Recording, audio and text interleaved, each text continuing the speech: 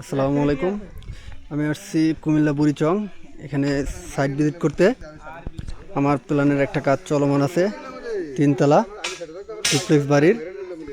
এই যে এখানে অর্থাৎ বেজের রড বাঁধা হচ্ছে, মাটাম দেওয়া হচ্ছে, আর এই যে বেসগুলো করা হয়েছে। এখানেও বেস আছে প্রত্যেকটা কর্নারে। বেসগুলো 5 ফিট ডিপ এবং 6 ফিট 6 ফিট সাইজ আছে।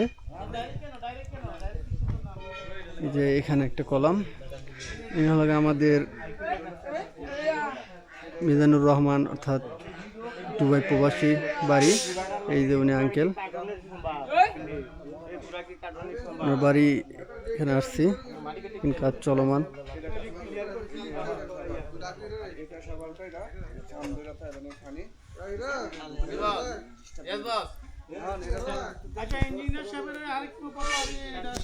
বলেন বলেন,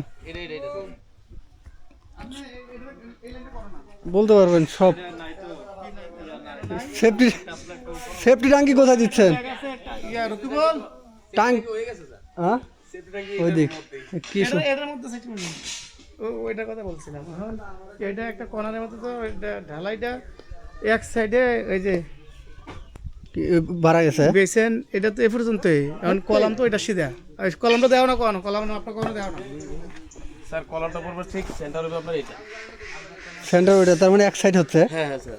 এই সাইডে তো সামনে ফ্রন্ট কোনটা বাড়ি? ফ্রন্ট সাইড ওইটা। এই পাশে তো বারান্দা আছে একটা, এই পাশে বারান্দা আছে একটা, হ্যাঁ এই পাশে। কিন্তু কর্নারটা আর কি। একটা কাজ করে, মাটি খুঁড়ে একটু ভিতর দেওয়া যায় না, নিচ দেয়। এর কোনো এফেক্ট হবে স্যার? এটা কিন্তু দেখছেন এটা কি আপনার ই আছে না? আমি কই নিচে বিম আছে না? এই বিম তো বিম স্যার, এটা বিম। আমি ওই উপর কি রড দিয়ে চেলাপ দেওয়া? স্ল্যাবটা রডের না, এমনি। তাহলে তো ফাইটে যেতে পারে, বলা যায় না। মাটি বার হয়ে গেলে স্ল্যাব নষ্ট। ওই এইটাই সময় যদি চেলাপ হয় তাহলে কিছু হতো এই না। যে এটা আমরা ইয়া বরাবর কাইটা ফেলবো ডালাইটা, এই যে কলাম বরাবর। ও হ্যাঁ, এটা কাটলেন, কিন্তু বেসটা এক সাইড, কলামটা এক সাইডে হচ্ছে, এক সাইডে হচ্ছে। কোনো এফেক্ট হবে স্যার?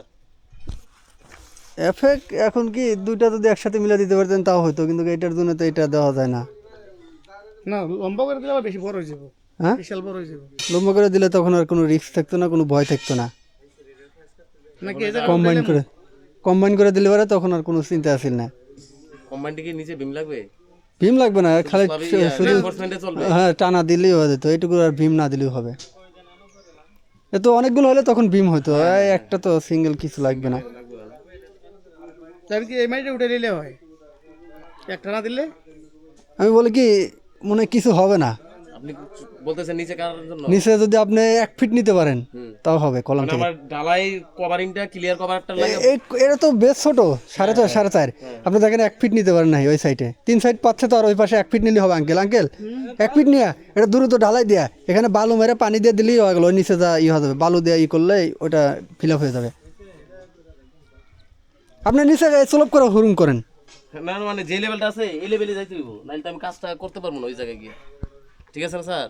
মানে বেস লেভেলের আছে না, এই নিচ পর্যন্তই আমি যাইতে হইব। আঙ্কেল মনে হয় ভাঙবে না ওইরকম, কারণ আছে তো। আমি বলি কি, দিয়া নিচে শাটারিং দ্রুত একটু কাট মার দিয়ে শাটারিং দিয়ে পেলা দিয়ে রেখে দিলেন, আর এখানে দ্রুত ঢালাইটা দিয়ে দিলেন, কিছু হবে না, ভাঙবে না।